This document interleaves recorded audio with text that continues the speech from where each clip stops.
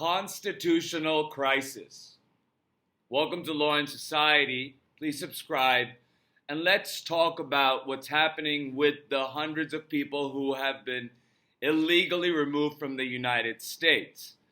So today I'm going to read you excerpts from the Fourth Circuit ruling, which was because Donald Trump appealed the discovery order that Judge Sinis had issued.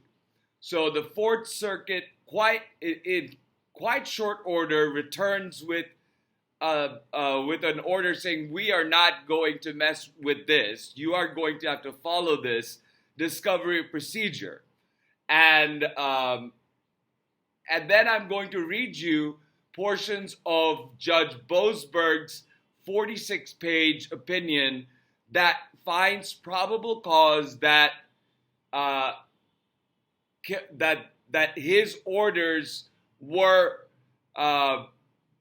defied by the government when he asked them to stop the taking away, the removal of these people from the United States. And we'll see that Judge Boasberg does this massive opinion to give you the specific details of how the government continues to stonewall and not do anything to facilitate Abrego Garcia or the return of all the people that were illegally removed.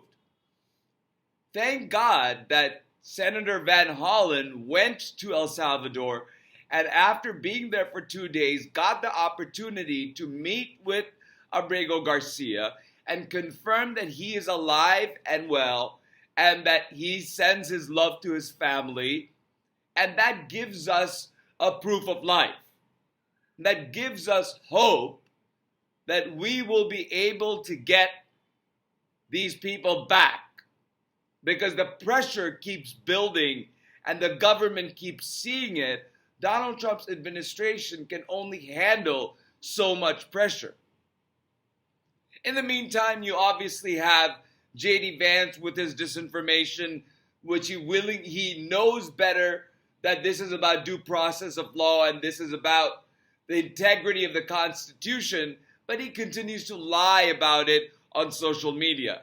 While dictator Bukele is joking about how Abrego Garcia is sipping, cocktails in the tropical paradise of El Salvador with Senator Van Hollen, when the reality is that after that talk and photo op, he was going to go back to a terrorist prison and endure cruel and unusual punishment without due process of law.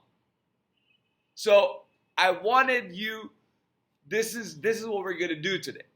So first of all, I'm going to read you excerpts from the Fourth Circuit ruling that was just issued, and then I'll go to the Boasberg ruling, which is much longer.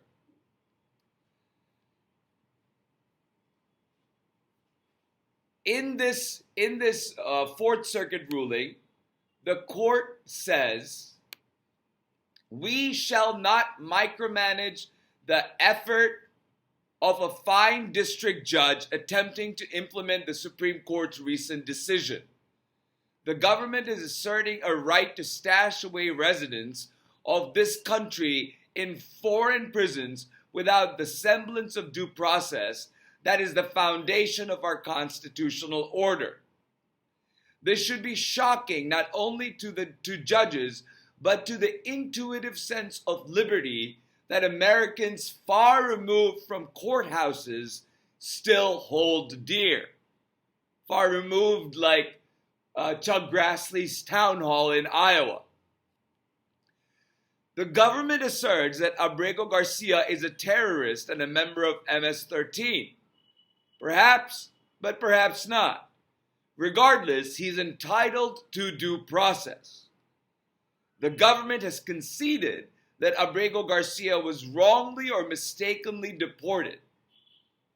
The Supreme Court's decision remains, as always, our guidepost. That decision rightly requires the lower federal courts to give due regard for the deference owed to the executive branch in the conduct of foreign affairs. That decision struck a balance that does not permit lower courts to leave Article 2 by the wayside. The Supreme Court's decision does not, however, allow the government to do essentially nothing. It requires the government to facilitate Abrego Garcia's release from custody in El Salvador and to ensure that his case is handled as it would have been had he not been improperly sent to El Salvador. Facilitate is an active word.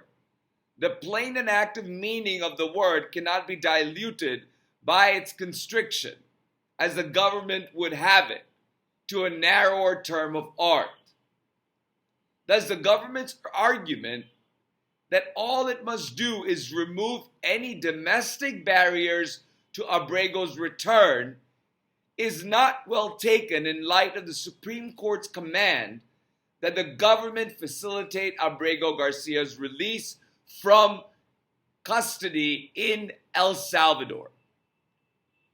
Facilitation does not permit the admittedly erroneous deportation of an individual to one's country's prisons that the withholding order forbids, and further, to do so in disregard of a court order that the government not so subtly spurns.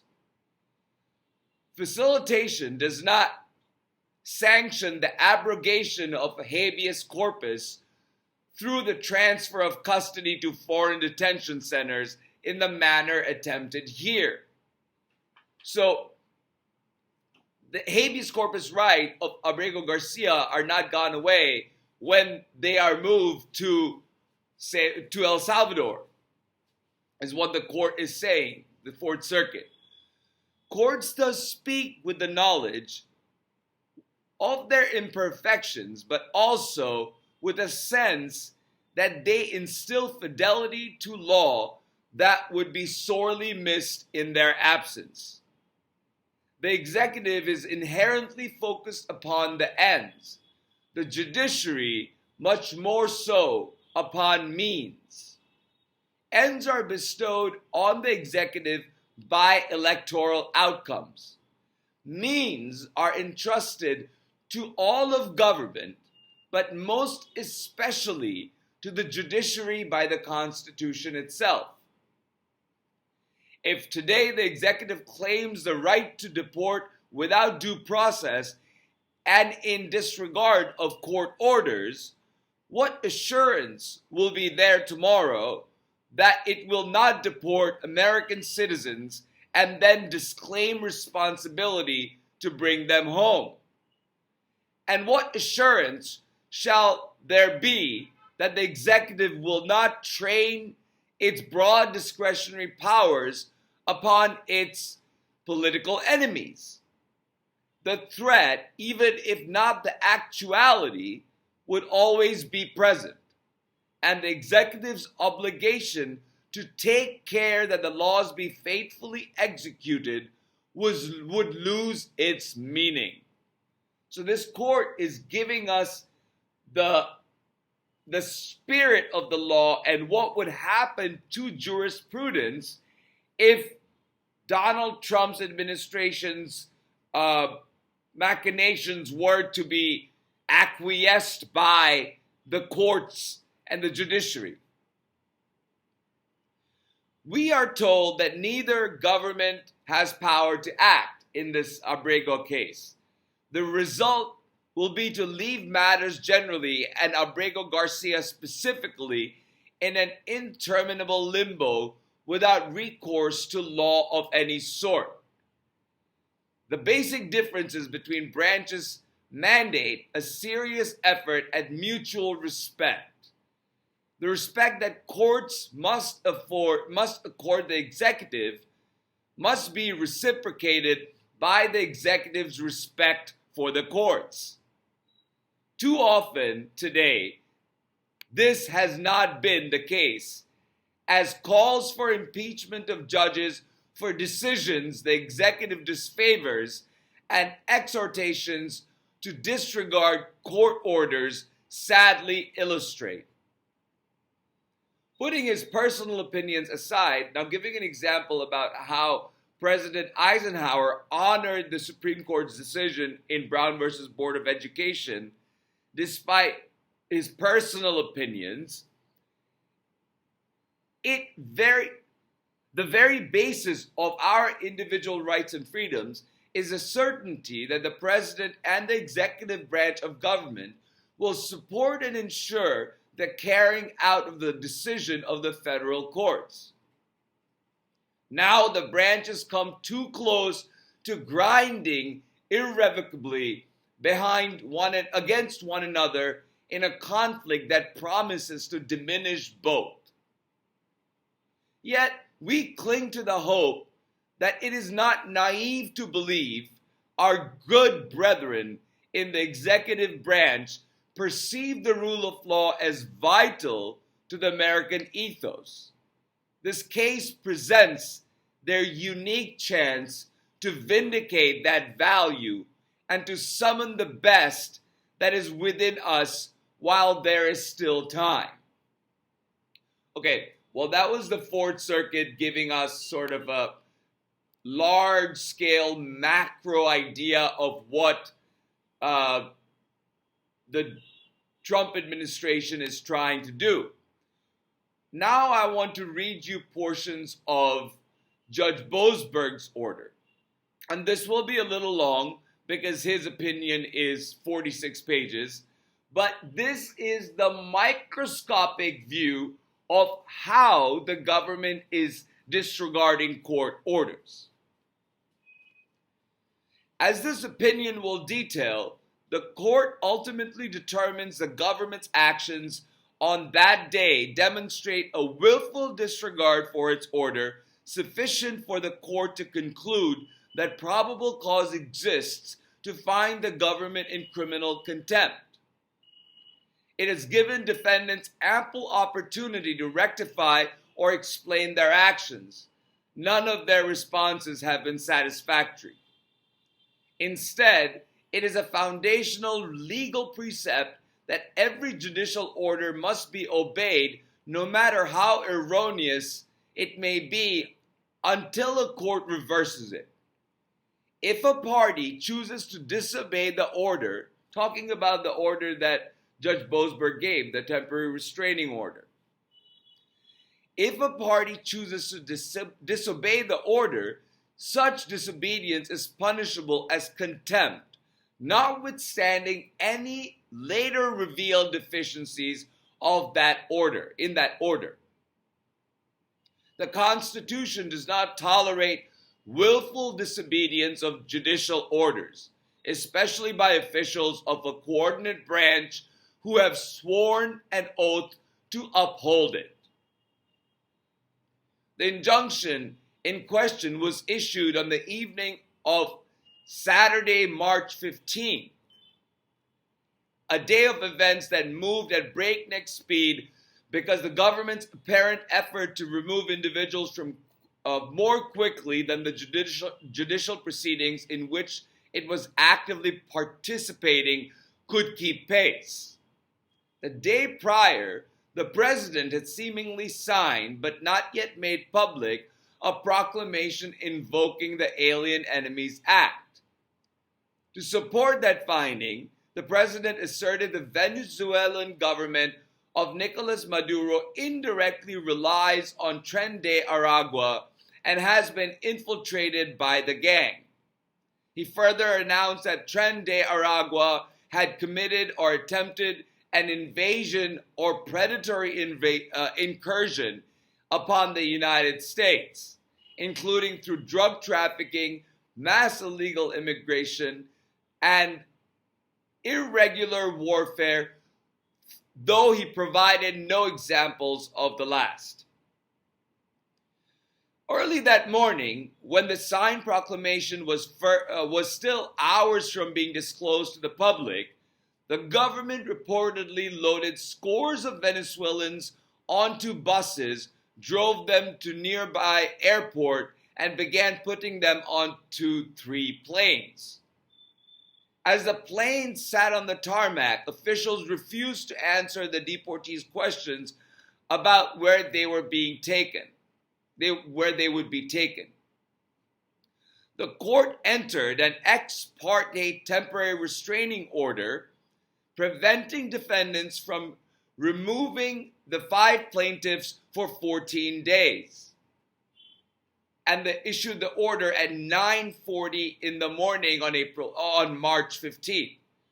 Not long after the TRO issued at 9:40, the government counsel informed Chambers by email that the TRO had been disseminated to relevant executive branch agencies. Sure enough, several of the named plaintiffs report that they were abruptly removed from planes. Plaintiffs' counsel informed Chambers that he believed the 2 flights, both operated by a contractor used by ICE for deportations, were scheduled to depart Harlingen that afternoon. The government again offered no response. In the 5 p.m. hearing, the court clarified the limited scope of the temporary restraining order then in place. The government objected that venue was improper because plaintiffs' claim could be raised only through the petition of habeas corpus in federal district court in Texas, where they were being held, not in the District of Columbia. It asked the government point blank. The court asked the government point blank whether there were any removals under this proclamation planned in the next 24 to 48 hours. The government counsel said that he did not know, but that he would investigate and report back. So at 5:22 p.m., the court adjourned the hearing until 6 p.m. and directed the government counsel to find out whether the government was in the process of removing people under the proclamation, the Alien Enemies Act proclamation. It was. All the evidence suggests that during the short window that the court was adjourned, 2 removal flights took off from Harlingen around 5:25 and the other at 5:45. Those later discovered flight movements, however, were obscured from the court when the hearing resumed shortly at 6, because the government surprisingly represented that it still had no flight details to share. So you see this constant disobeying of the court's order and lying to the court. When pressed, the government counsel stated the operational details that he had learned during the recess raised potential national security issues. He suggested, however, that the government could provide the court additional details in in-camera proceeding, which means that it would be disconnected from the public and public lines, and no one would be able to hear it except for the court and the parties. Except he did not. He clarified only that the additional details he had just mentioned could eventually be provided in camera, but he had no information to share at that time. So this is delaying the microscopic delaying tactics we're seeing here. With a growing realization then that the government might be rapidly dispatching removal flights in an apparent effort to evade judicial review, the court turned to pending legal issues. After hearing argument,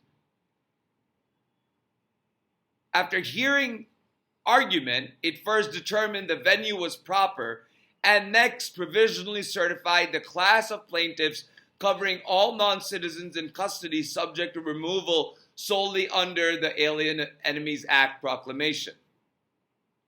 So, the court goes into exactly what the judge asked for and what the government did. The court expected defendants might explain that despite appearances otherwise, none of the people in the first two flights were members of the plaintiff's class. Or at worst, the defendants would admit to a grave mistake, explain how it transpired, and detail plans to rectify it. The government did neither.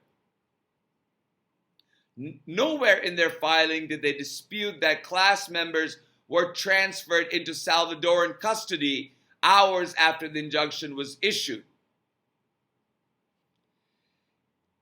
In high definition, the video that was shown about the planes displayed the planes on the runway where they were parked, how migrants were restrained and transported, the faces and uniforms of many detainees, guards, and other officials where vehicles apparently entered CCOT and inside the prison.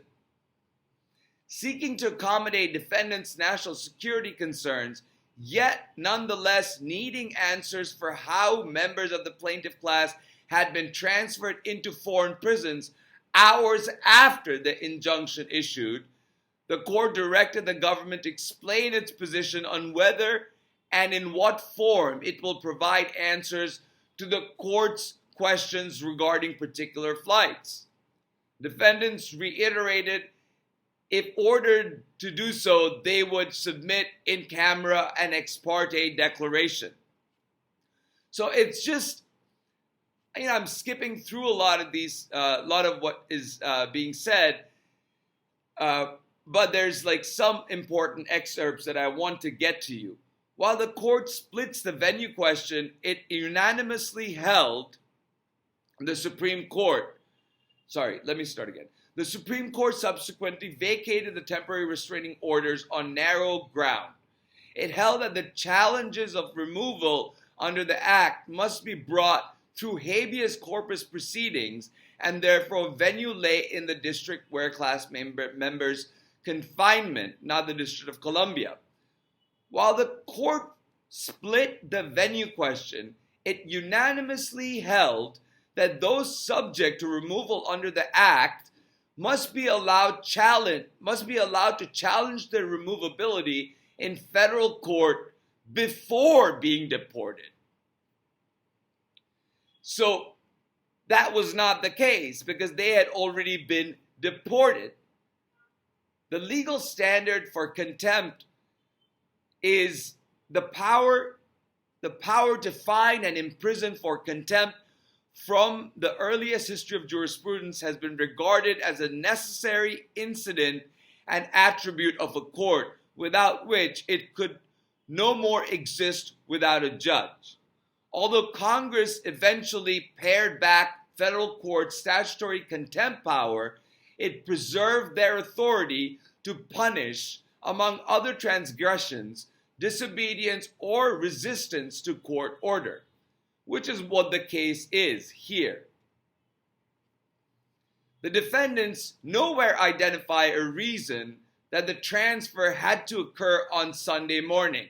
If they considered waiting for appellate relief impracticable or unattractive given the speed of which events transpired, that circumstance was entirely of their own making, not the result of any bona fide obstacles to effective review. The court says the court still has jurisdiction and the court can still sanction and hold them in contempt based on these several disobeying transgressions that the court now lays out in detailed fashion. The question presented here is whether there is probable cause that defendants deliberately or recklessly disregarded the clear and reasonably specific orders. Excuse me. The evidence produced at the hearing on the injunction and the mischief of that injunction seeks to prevent. The question here then is whether it was sufficiently clear to the government that the court was prohibiting it from transferring class members into another country's custody, something the defendants admit to doing after the order was issued. So the temporary restraining order doesn't detach from the people until you have turned them over to foreign custody, because you are in constructive custody of them. You are in actual custody of them until that transfer happens. So the court parses between the two timings, that there was a lot of time between the moment that the temporary restraining order was filed and when you guys removed these people.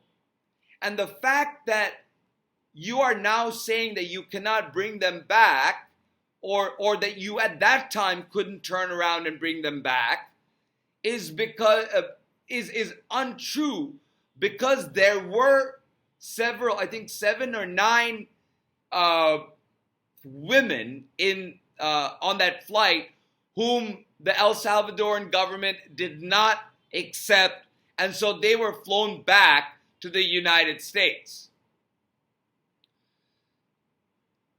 The court asked the government to confirm that none of the 5 named plaintiffs was on the plane that departed. Government counsel said that he had confirmed that they would not be removed. The court then clarified what that must entail, stating, "I would assume that means that they are either not on the planes or they will not be removed from the planes and will be brought back once the planes land in El Salvador." So the government did not disagree with that characterization. Again, the issue is custody, not the physical location. So the court would lose equitable jurisdiction. When would it do so? These exchanges make clear that court considered the restraining order to be appropriate in part to preserve the status quo.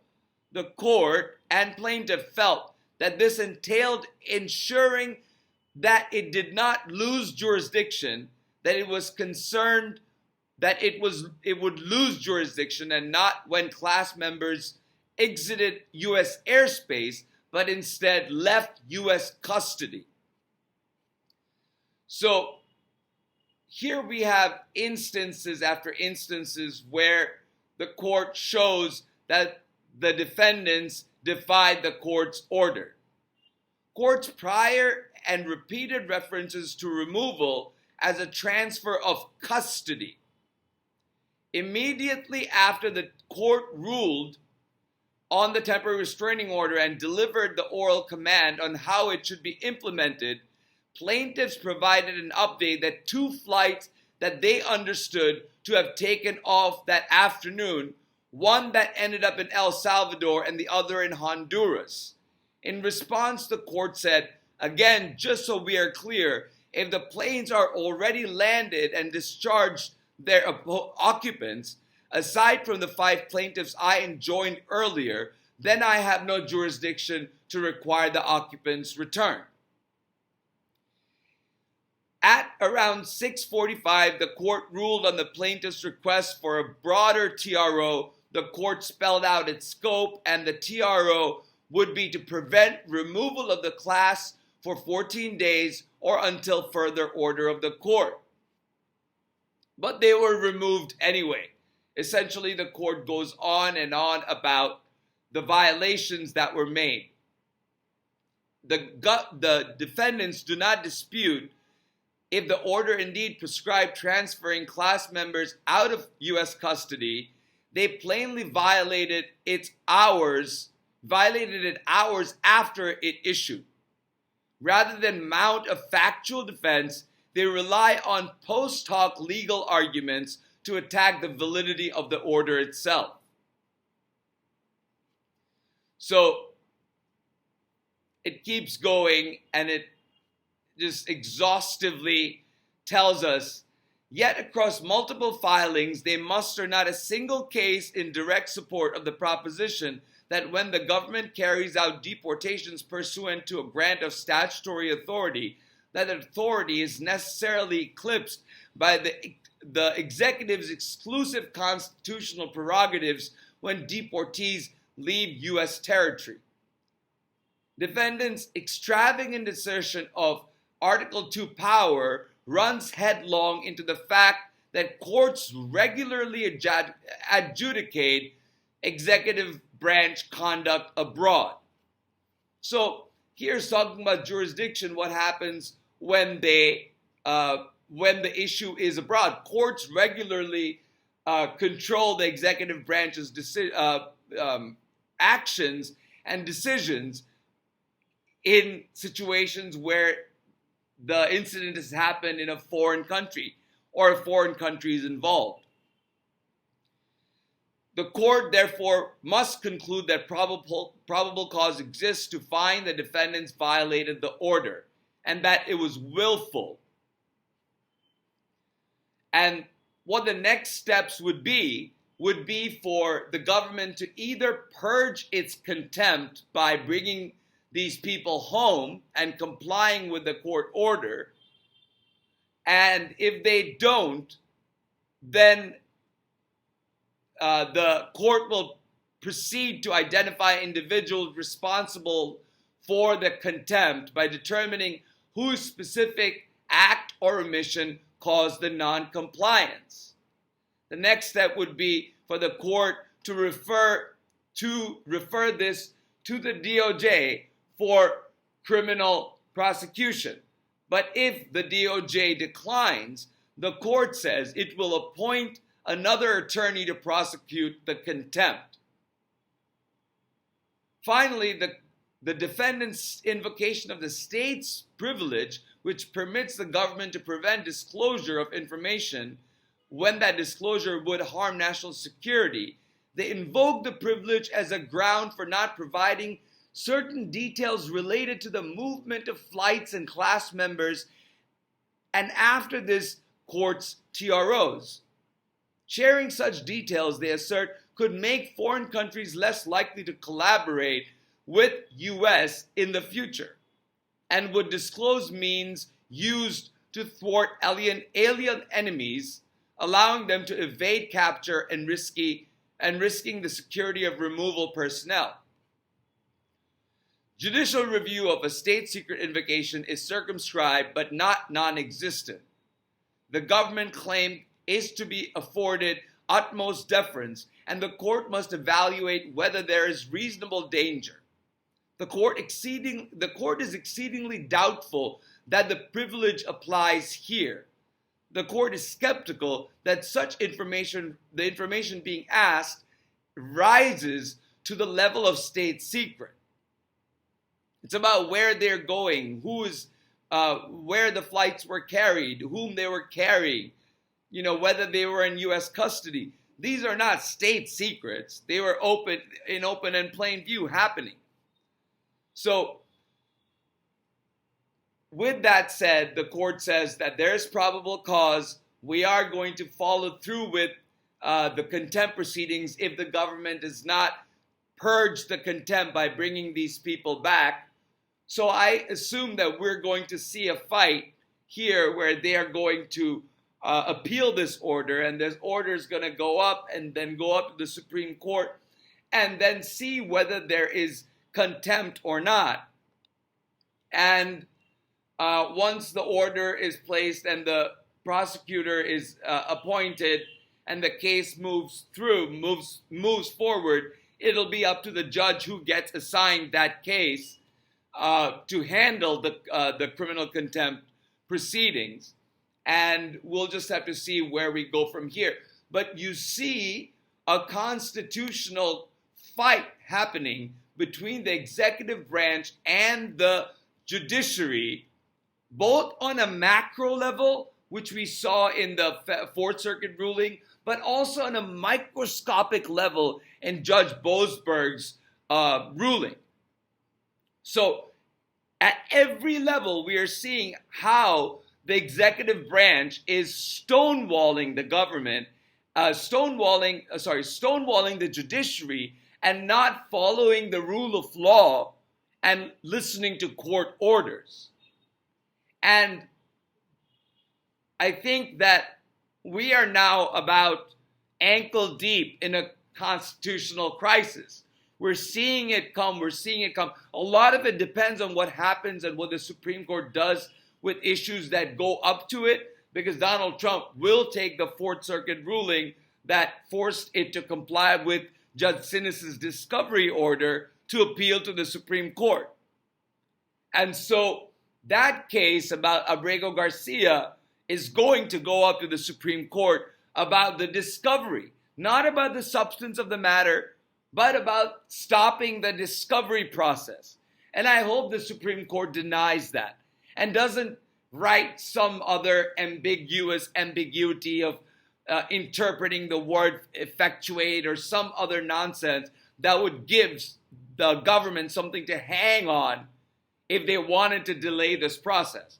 Because every single moment we are delaying, and I keep talking and they keep talking, people like Abrego Garcia and Andrew Romero and Merrill Gutierrez and hundreds of people like them are being subjected to cruel and unusual punishment without due process of law in a foreign terrorist prison.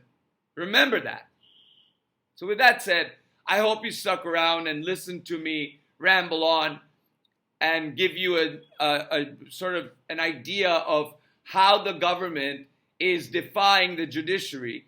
And we should all take notice, because this is a constitutional fight. We are now in the fight, and we should all pay attention.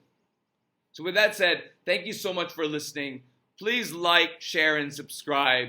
I've already gone past half an hour, so thank you for being here, and I'll talk to you soon.